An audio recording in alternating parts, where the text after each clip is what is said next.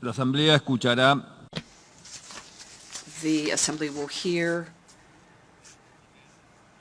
an address by the Prime Minister of the Islamic Republic of Pakistan, His Excellency Imran Khan.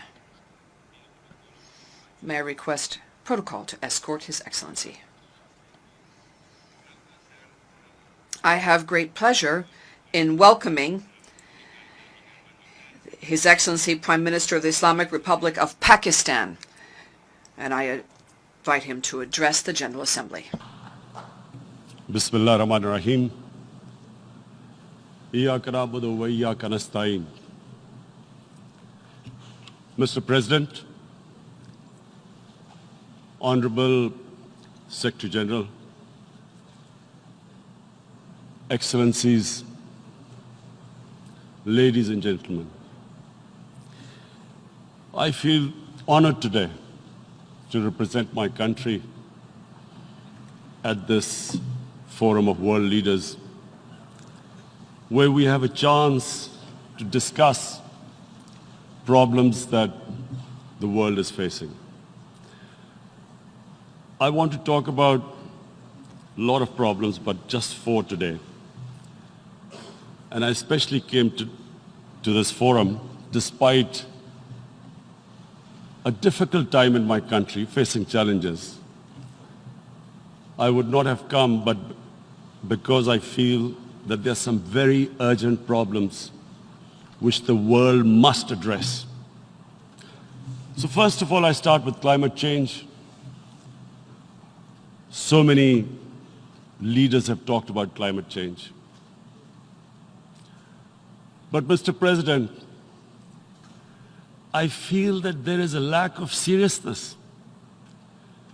Perhaps world leaders some of the leaders who can do a lot, do not realize the urgency of the situation. We have a lot of ideas, but as someone said, ideas without funding is mere hallucination. Pakistan, I'll give you start with my own country. Our country is amongst the top 10 nations in the world which are most affected by climate change. We depend upon our rivers. We are mainly an agricultural country. And 80% of the water in our rivers comes from our glaciers. The glaciers not just on the Pakistani side, even India. The 80% of the water in Ganges and the Indian rivers also comes from the glaciers, from the Himalayan glaciers, Karakoram, Hindu Kush. And these glaciers are melting at quite a rapid pace. We detected already 5,000 glacial lakes in our mountains. And if this keeps going, if nothing is done, we are scared that humans are facing a huge catastrophe. In my country, when my party came to power in the province of KP, we planted 1 billion trees in 5 years. Now we've set ourselves a target of 10 billion trees in Pakistan. Idea being to counter the effects of global warming. But one country cannot do anything. This has to be a combined effort of the world.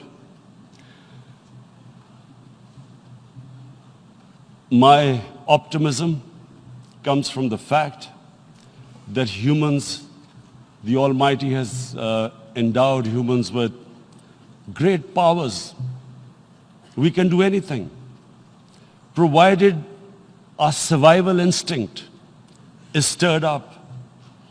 And this is really what I hope that the United Nations will take a lead in this. There must be more emphasis. Richer countries must be pushed. Countries that are responsible for greenhouse gas emissions. They must be pushed because our country contributes minuscule amount to greenhouse gases. So I feel that the United Nations must take leadership in this.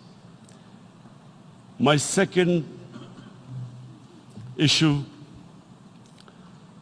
for me right now is even more critical. Mr. President, every year, billions of dollars leave the poorer countries and go towards rich countries. Billions of dollars siphoned off by the ruling elites of the developing world. And they find their way into Western bank accounts, offshore accounts, tax havens, expensive properties hidden behind companies bought in Western capitals. Mr. President, this is devastating the developing world. This is causing more poverty, debts. It's impoverishing the developing world. The difference between rich and poor countries is growing because of this. Money laundering, which happens because money leaves the poorer countries into rich countries, is not treated the same as, for instance, money from drugs or terror financing. The seriousness which terror financing and money from drugs, the way it is treated, it's not the same. The way the poor countries are being plundered by their elites. It's not happening. In my country, when I took charge of our government a year back, in the 10 years preceding that, our total debt went up 4 times. The debt we had accumulated in 60 years, just in 10 years it went up 4 times.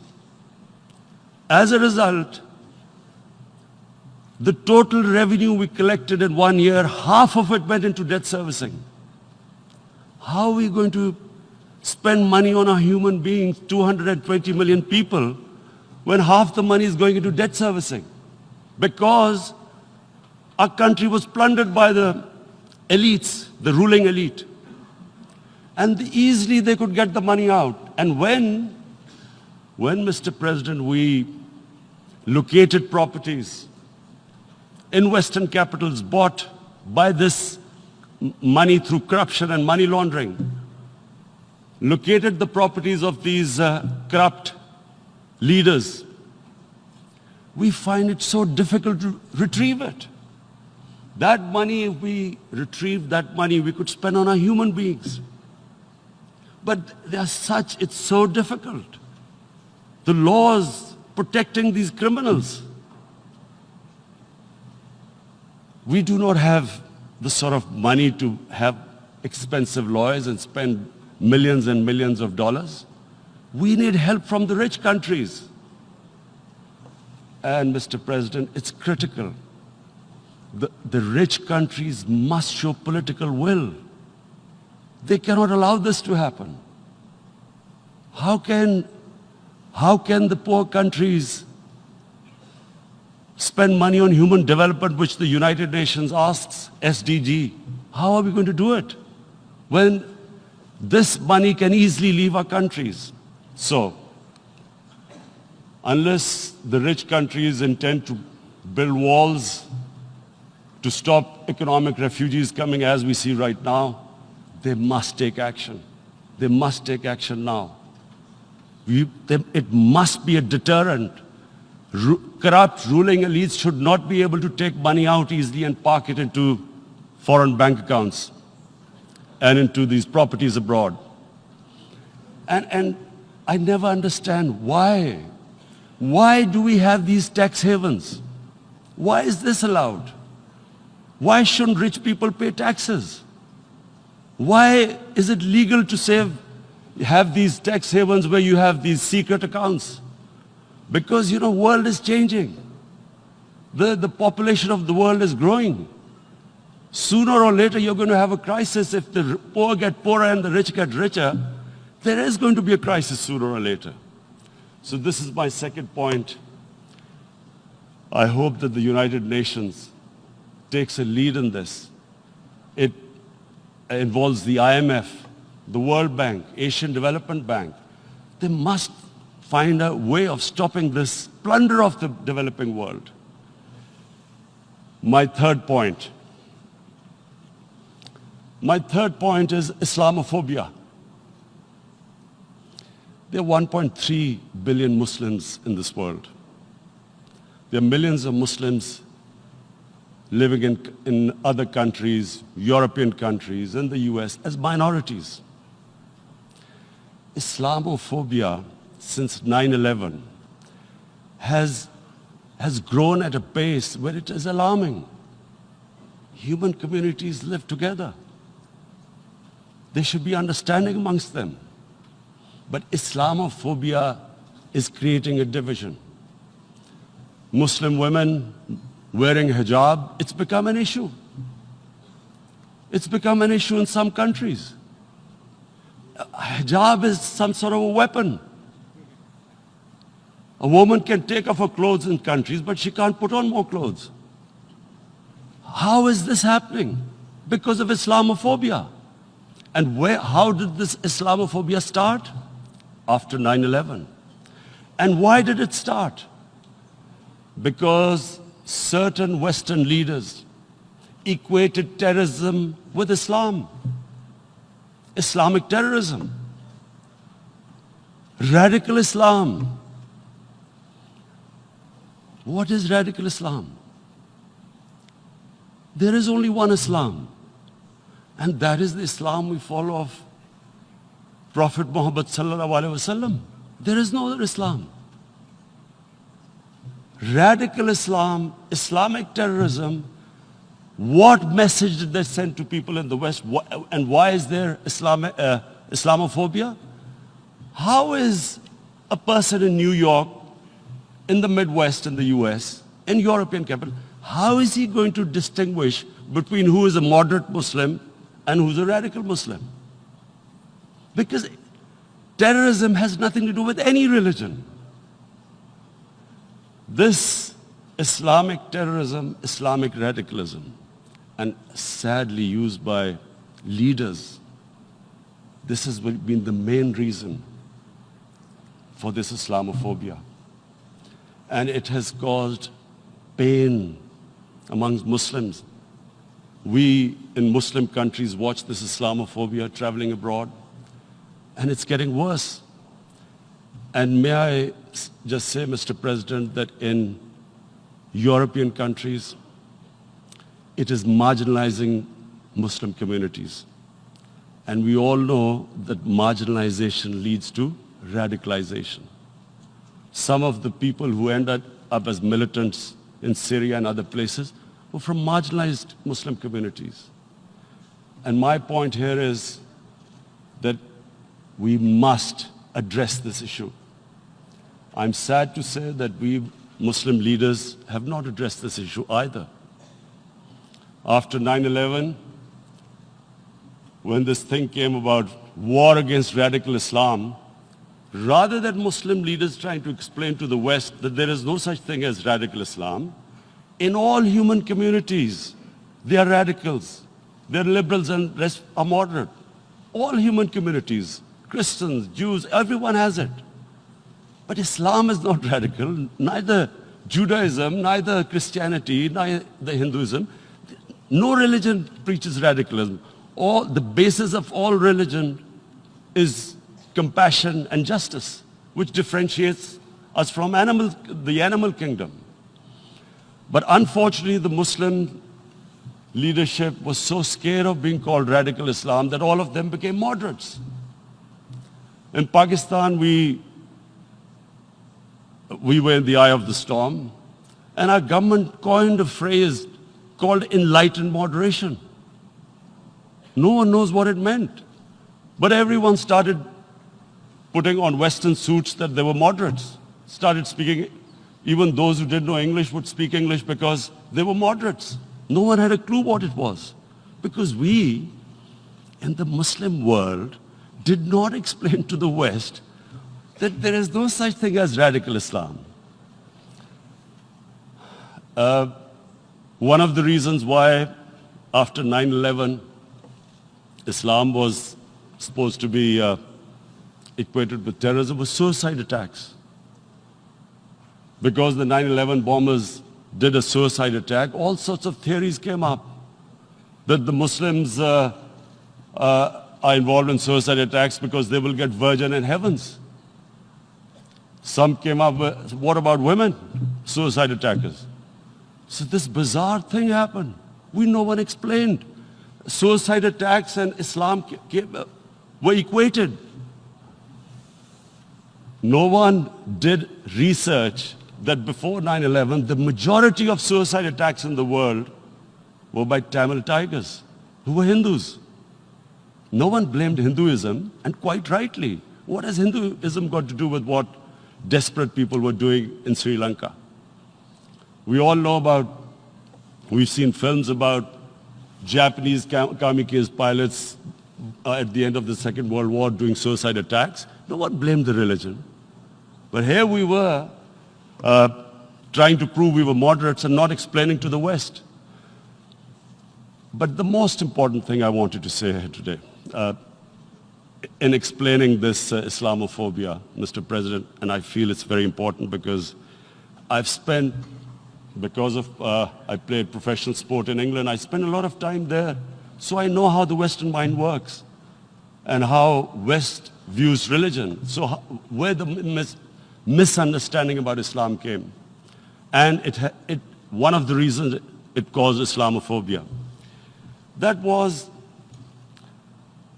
in 1989, this book was published, maligning, insulting, ridiculing our Prophet Muhammad sallallahu alaihi wasallam.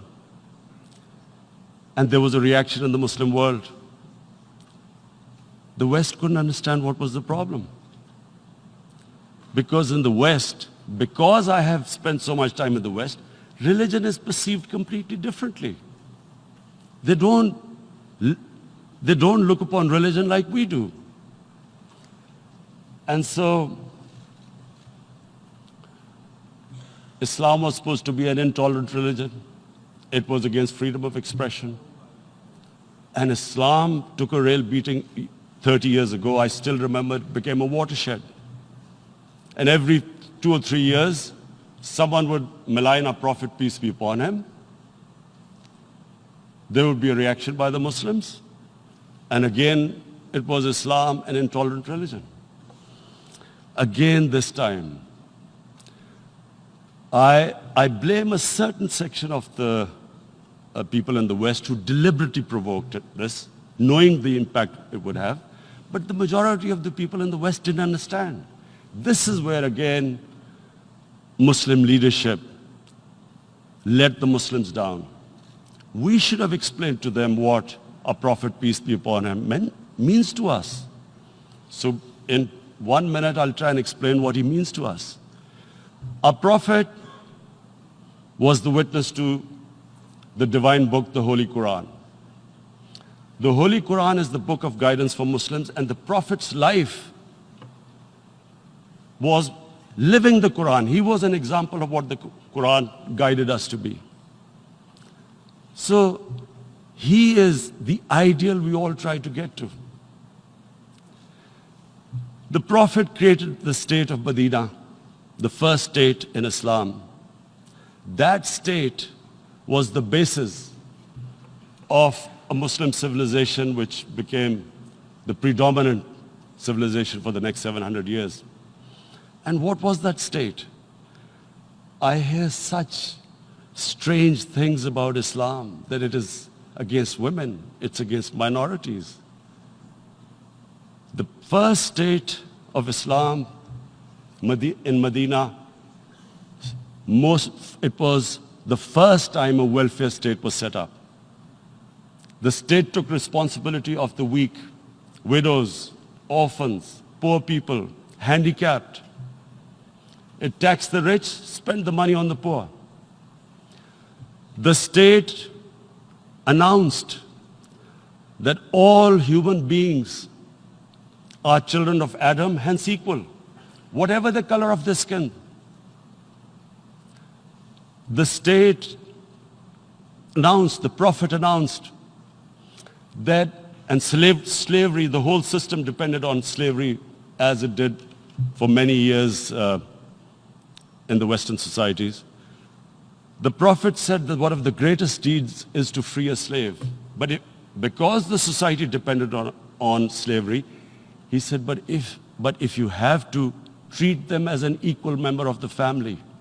And as a result, something happened in a Muslim world which hasn't happened in any other civilization. Slave dynasties appeared. Slaves became kings. The Mamluks, slaves who ruled Egypt. In India, there were slave dynasties. And then, with minorities, again, you hear that Islam is supposed to be against minorities. Let me just make this clear. In Islam, the Prophet announced that everyone was free to practice his religion. It was a sacred duty to protect the places of worship of all religions. He announced that every person is equal in front of law, whatever his religion or his color.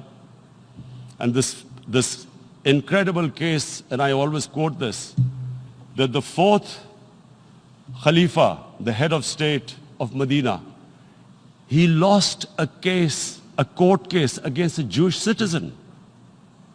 So, number one, it showed there was a rule of law, no one was above law. And number two, that a Jewish citizen was an equal citizen. So, Mr. President, when a Muslim society is unjust to its minorities, it is going against the religion of Islam and our Prophet, peace be upon him. So, it is important to understand this. The Prophet lives in our hearts. When he's ridiculed, when he's insulted, it hurts. As we human beings understand one thing, the pain of the heart is far, far, far more hurtful than physical pain. And that's why the Muslims react. And I always thought that if I ever had this stage, I would try and explain this to the world community, especially to the Western community, because having lived in the Western community, people didn't understand this. When I first went as a teenager to England, there was a comedy film on Jesus Christ. It's unthinkable in Muslim societies. So we need to explain that, look, in a human community, we must be sensitive to what causes pain to other human beings. We have, in the Western society, and quite rightly, the Holocaust is treated with sensitivity because it gives the Jewish community pain. That's all we ask. That do not use freedom of speech to cause us pain by insulting our Holy Prophet. That's all we want. And now, the number fourth point, Mr. President, and this is the most critical point, is the reason why I especially came here. It is about what is happening in Kashmir. Before I go on this, I want to make one thing clear, that when we came to power, my first priority was that Pakistan would be a country which will try its best to bring peace. We had been through this war on terror. We joined the United States war on terror after 2001. And Pakistan went through one of its worst periods where 70,000 Pakistanis died and over 150 billion was lost to our economy. And Mr. President, I opposed the war because in the 80s, Pakistan had joined the Western countries in what was the freedom struggle then in Afghanistan against the Soviets. And it was funded by the Western countries. These Mujahideen groups, which were treated in guerrilla warfare, were trained by Pakistan Army, funded by the Western countries, and especially US, and they waged what was a freedom struggle in Afghanistan. The Soviets called them terrorists. We called them freedom fighters. 1989, the Soviets retreated. The Americans packed up and left. Pakistan was left with these groups. Come 9/11, Pakistan joined the United States in this war on terror. And now our government was supposed to, the reason why I opposed joining this war, because here we had indoctrinated them in jihad, meaning freedom struggle against foreign occupation. Now, because we had joined the US, and the US had occupied Afghanistan, now we were supposed to tell them that, no, this is not freedom struggle and jihad, it's terrorism.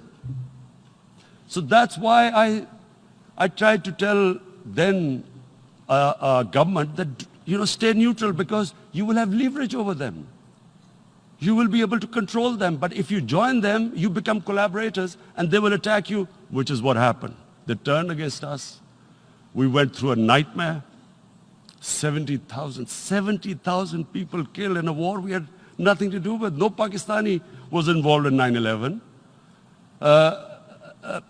Taliban were in Afghanistan. Al-Qaeda was in Afghanistan. What had we to do with it? 70,000 Pakistanis died. So when we came to power, we decided that we would dismantle what was left of these groups. And this decision was taken not just by us, but by all the political parties in Pakistan.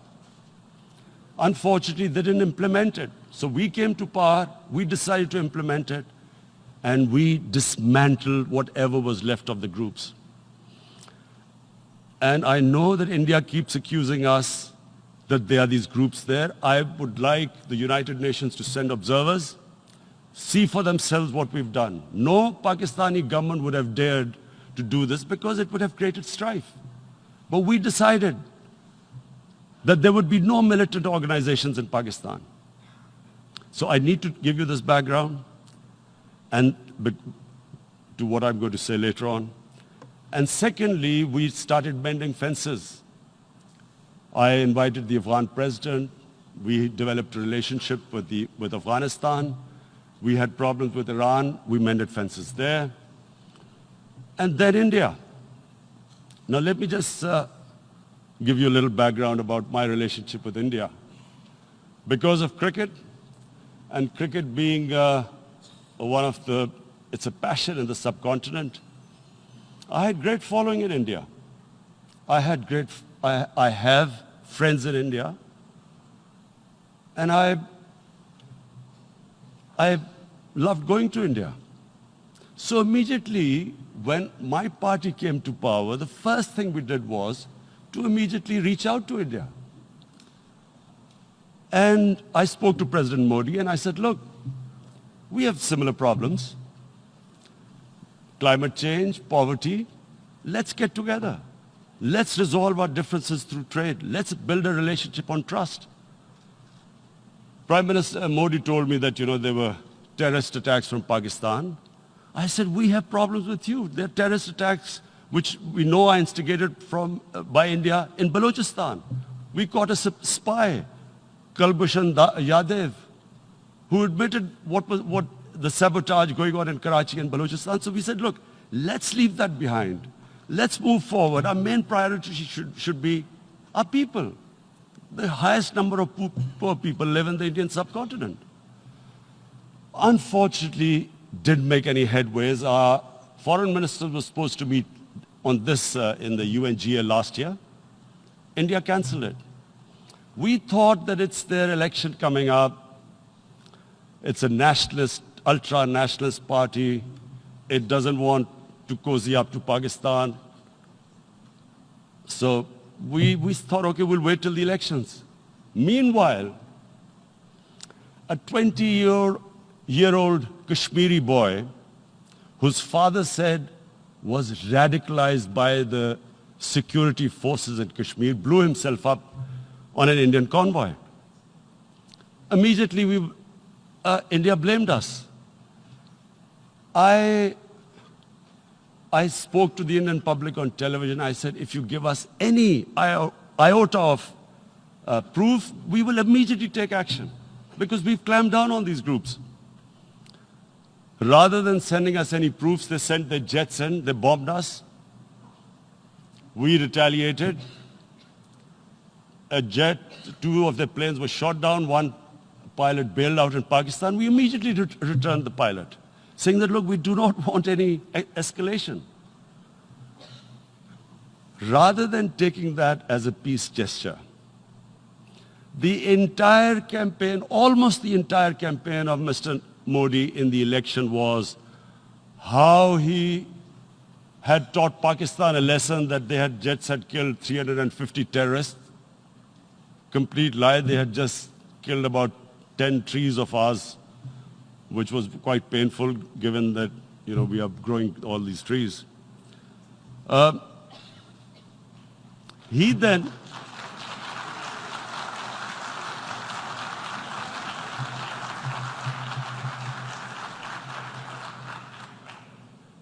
the election campaign, Mr. Modi used words like, this is just a trailer. The movie is about to start.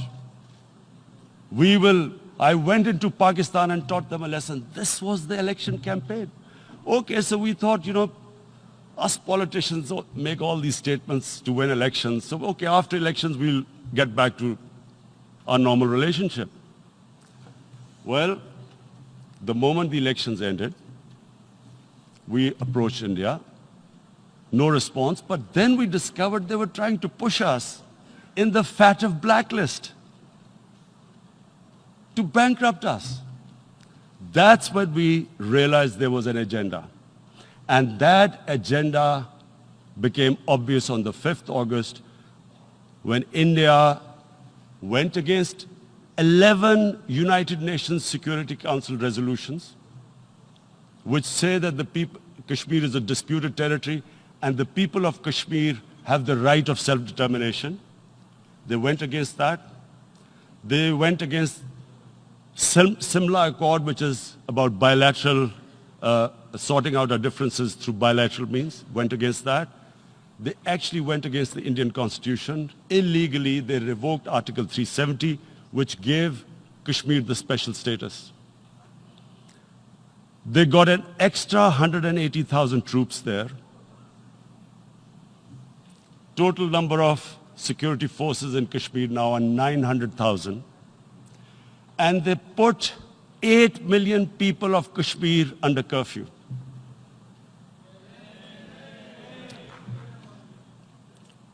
Mr. President, now I just briefly want to make the people understand how can anyone do something like this? And for that, I have to explain to you what is RSS. RSS, Mr. Narendra Modi is a life member of RSS. RSS was an organization that was inspired by Adolf Hitler and Mussolini, came about in 1925. They believed in racial purity, racial superiority.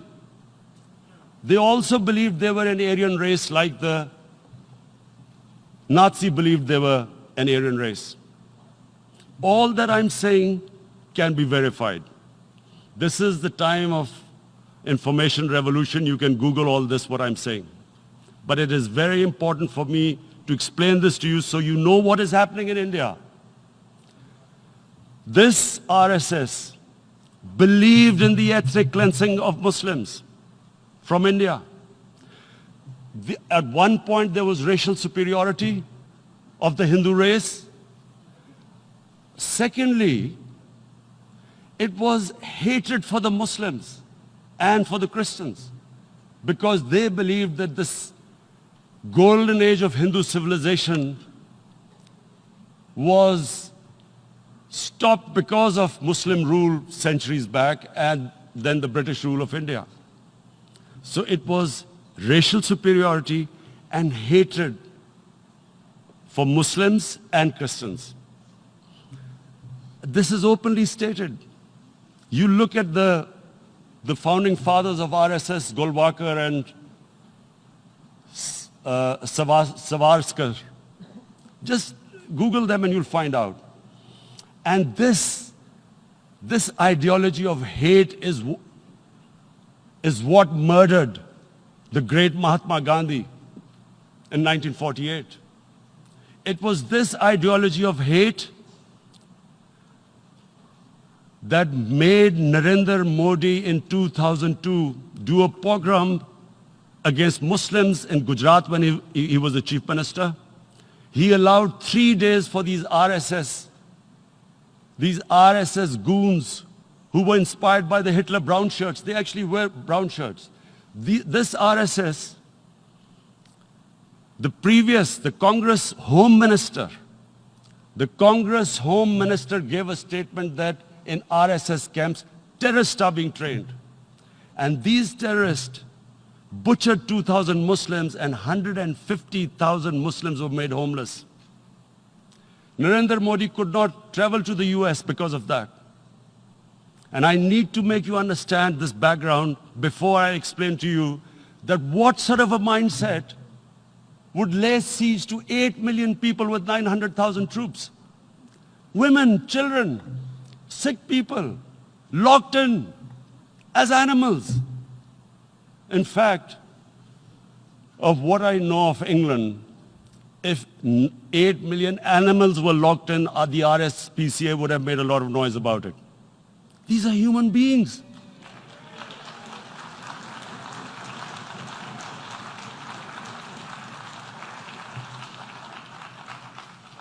And Mr. President, what comes with racial superiority, these illusions of Aryan superior race, is arrogance. The two go together. And it's arrogance that makes people make mistakes and do stupid things.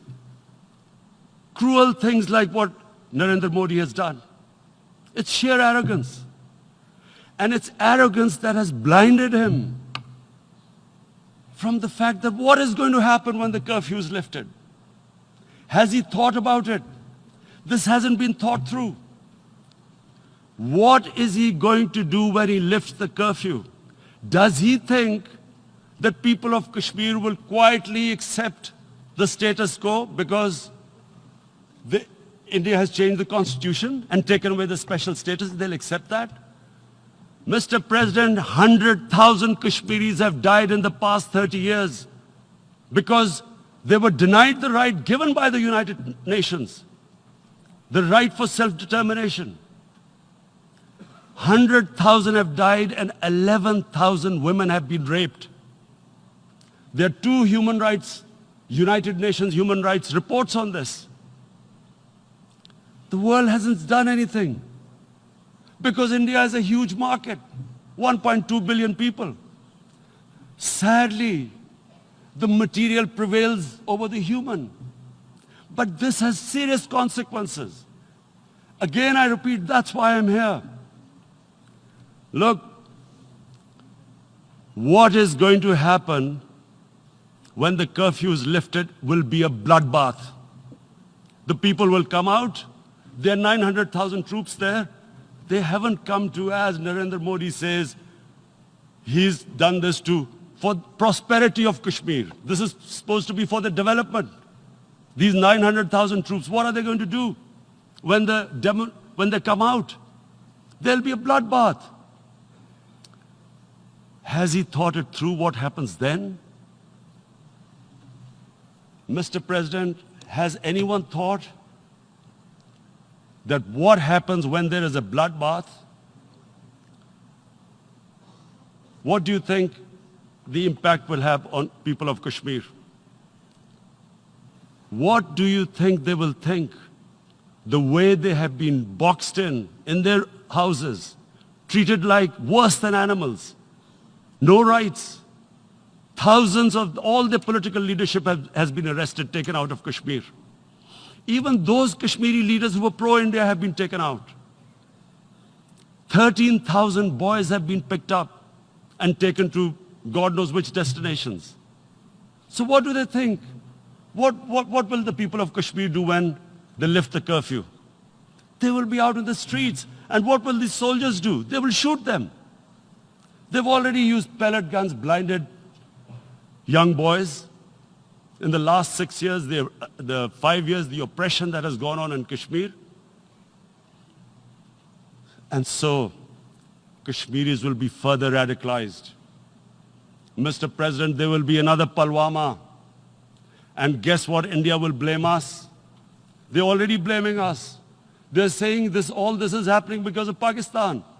One of their defense ministers said, there are 500 terrorists lined up on the border to go in. Why would Pakistan send 500 terrorists when there are 900,000 troops? What impact are they going to make? What will they do? And why would? Don't we know that the moment there is some terrorist attack, all that will happen is there will be further cruelty and oppression of the people of Kashmir.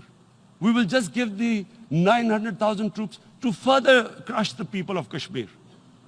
And then we'll give the Indian government an excuse that, look, Pakistan is a terrorist state, and this mantra that has gone on, Islamic terrorism.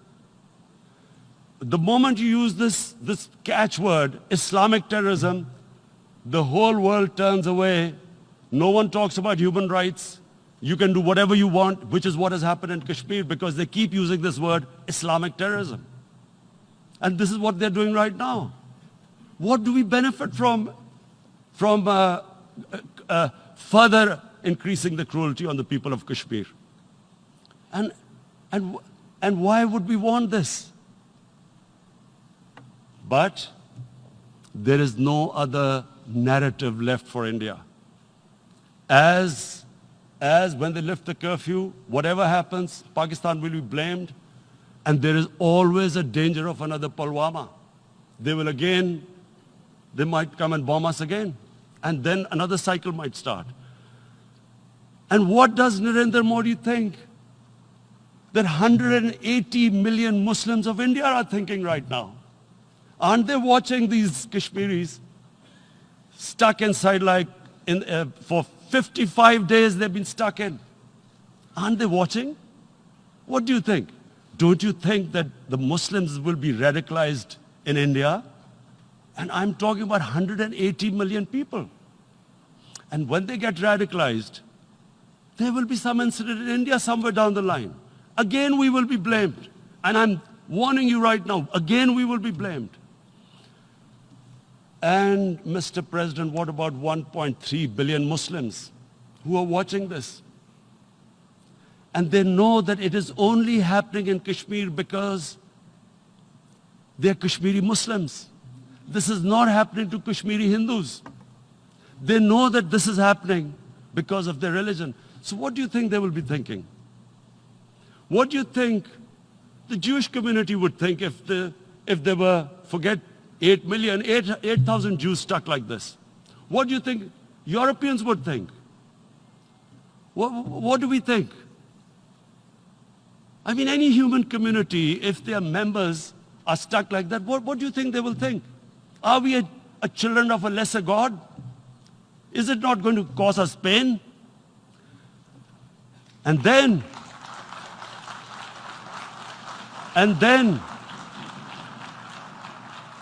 I'll tell you what will happen. People will, in the 1.3 billion Muslims, someone will pick up arms. I know we've been brought up with films, Western films. This good, decent guy doesn't get justice. he decides to pick up a gun and start seeking justice. There was a film made in New York, famous film called Death Wish. This guy gets mugged by and his family, his wife gets killed or something. He can't get justice. He picks up a gun and he goes around shooting muggers. And the whole cinema cheers him on. So what do you think the Muslims are thinking right now? If there is a bloodbath, there will be Muslims becoming radicals, not because of Islam, but because of what they will see, that there's no justice when it comes to Muslims. There were Rohingya Muslims, Myanmar, who are, God knows, almost 1 million people out, ethnic cleansing. What was the response of the world community? So what do you think will be the response of 1.3 billion Muslims? I picture myself. I'm in Kashmir. I've been locked up for 55 days. I have heard about, and there are rapes, Indian Army going into homes, soldiers. Would I want to live this humiliation? Would I want to live like that? I would pick up a gun. You're forcing people. You are forcing people into radicalization. When people lose the will to live, what is there to live for? And this is what, if you can do this to human beings, you are actually radicalizing people. And so, Mr. President, I want to repeat here, this is one of the most critical times. There will be a reaction to this.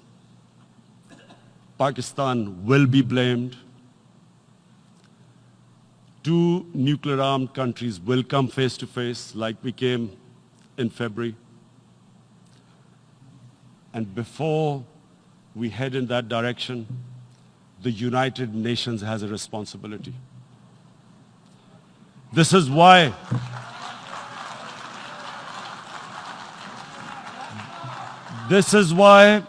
the United Nations came into being in 1945. You were supposed to stop this happening. I feel we are back to 1939, Munich. Czechoslovakia has been taken, annexed. What is the world community going to do? Is it going to appease a market of 1.2 billion, or is it going to stand up for justice and humanity?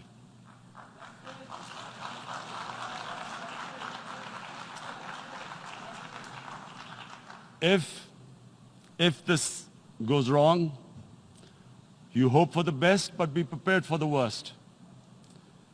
If a conventional war starts between the 2 countries, Mr. President, if a conventional war starts, and anything could happen, but supposing a country 7 times smaller than its neighbor is faced with the choice, either you surrender or you fight for your freedom till death, what will we do?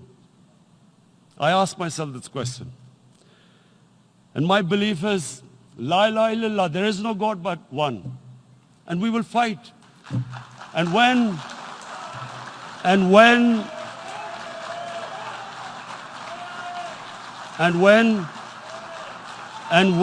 a nuclear-armed country fights to the end, it will have consequences far beyond the borders. It will have consequences for the world, which is why I repeat I'm here. Because I'm warning you, it's not a threat. It's a fair worry that where are we headed? And I've come here to tell the UN, you've got to, this is a test for the United Nations. You are the one who guaranteed the people of Kashmir the right of self-determination. They are suffering because of that. And this is the time. This is the time not to appease like in 1939 appeasement took place. This is the time to take action. And number 1 action must be that India must lift this inhuman curfew, which has lasted for 55 days. It must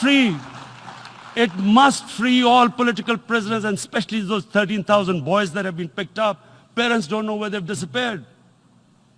And then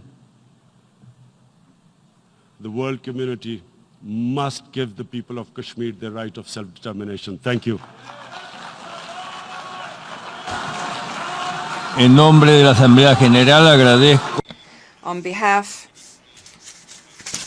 of the General Assembly, I would like to thank His Excellency, the Prime Minister of Pakistan, and I ask protocol to escort His Excellency.